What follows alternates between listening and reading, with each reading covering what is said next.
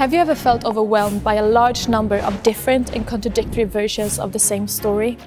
Then maybe you have been a victim of a disinformation tactic called flooding.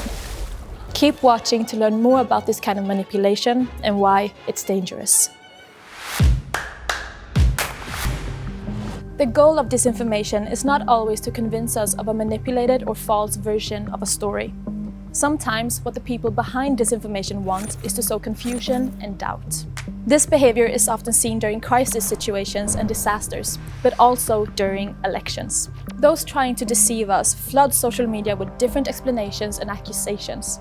They often use artificial bots or trolls to spam as many channels as possible with a large amount of messages. They do this to control online conversations and drown out voices and views that are inconvenient to them. The different stories often contradict each other, even from the same source. This is a sign that the real goal is not to convince us of one particular story, but to confuse us. When the Malaysian Airlines flight was shot down over eastern Ukraine in July 2014, it was quickly followed by numerous different claims about what happened. Experts have counted almost 300 cases of disinformation about the disaster. It was blamed on different countries and organizations, and various theories about what happened were shared widely. The goal seemed to be to spread confusion and prevent people from searching from the facts. What's the danger? With so many different explanations, we may find it easier to tune out and do nothing. Our expert explains why it's dangerous. In the longer term, this tactic can have a destructive effect on society if people start questioning the existence of objective facts, or if they stop believing that it is possible to establish a fact-based reality. If everything is perceived as an equally valid version of reality, trust in media and in democratic institutions may suffer. It's of course important and healthy to see things from different perspectives and have a dose of critical skepticism.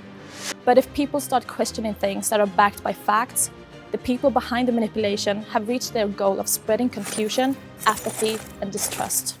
What can you do? Be careful when it comes to major crisis situations and disasters. If you see many different or contradictory versions of the same story, somebody may be trying to manipulate you. Not to convince you, but to confuse you. Check high-quality and fact-checked sources. Help them spread their message. Prioritize quality over speed. Remember that it takes time to do research and check the facts. Being first with the story isn't always a sign of quality. Resist falling into the trap of apathy and inaction. Don't stop believing that there are real facts out there.